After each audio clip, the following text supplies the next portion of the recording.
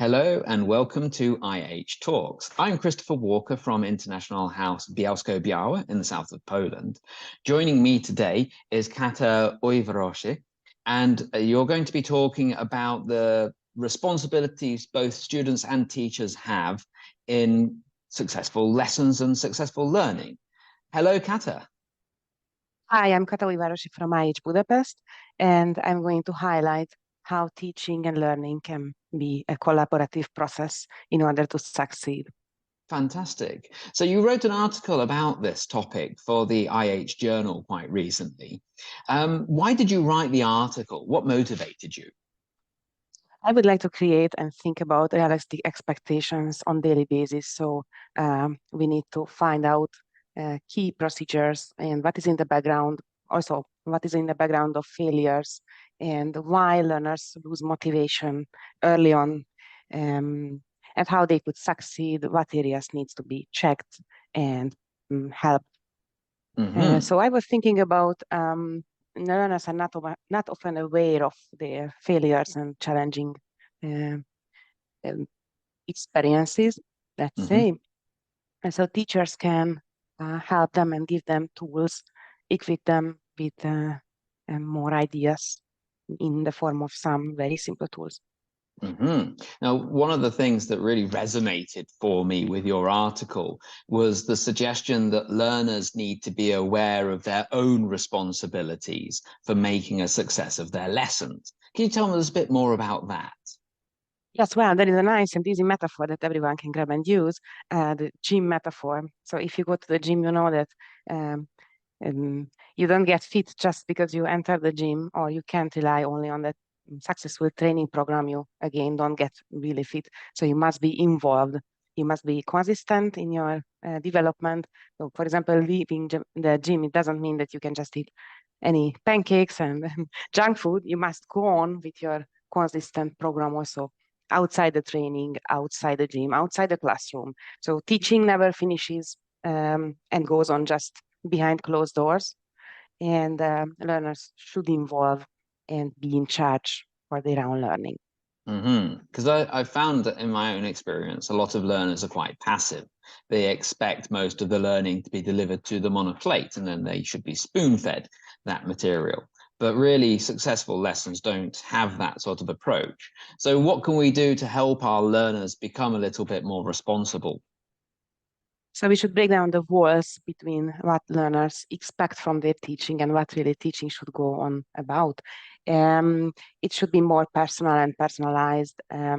Maybe we can add some elements like feedback on daily basis, and giving them maybe just a simple chart, um, asking how did you feel during the lesson, what was good for you, what went well, what did you think you learned. And it can be also surprising because sometimes what teachers want to teach is not exactly what learners learn.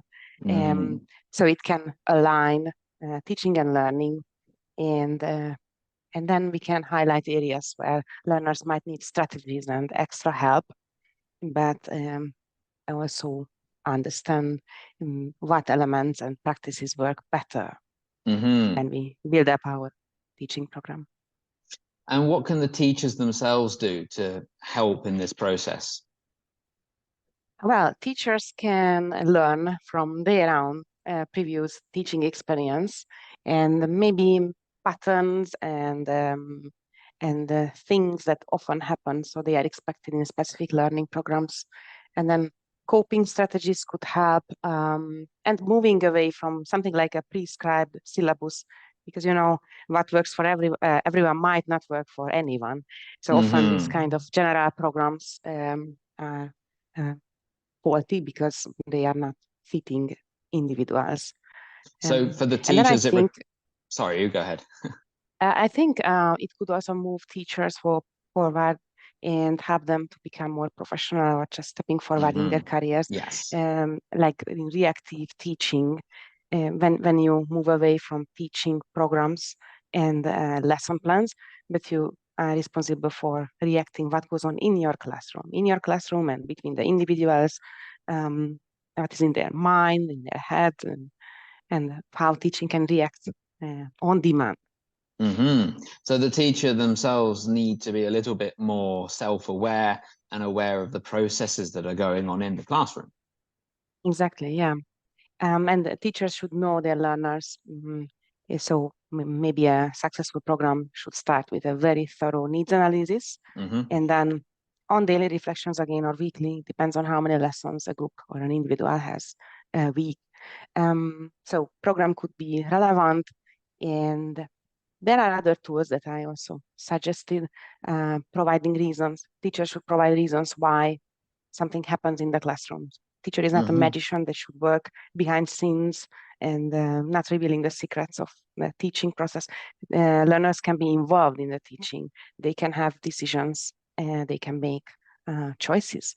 And another thing that I highlighted was just a very small and simple thing again, to celebrate the small achievements, because learners' motivation in year-long courses, and it's nice to sometimes stop and just highlight what they have achieved. If it was just they can conjugate the verb correctly, or they can use tricky grammar well, or they just read a chapter in a book. So it can be anything. Yeah, I think that would really serve well to be integrated into the way that we teach. Okay, so Kata, if I can then summarize some of the ideas that you've presented to us today, you think that to make the most learning happen in the classroom, it requires the direct involvement, obviously, of the teacher, but also of the learner. The learner needs to be either aware or made aware of their responsibilities. I like this idea of the gym metaphor, that going to the gym is not enough.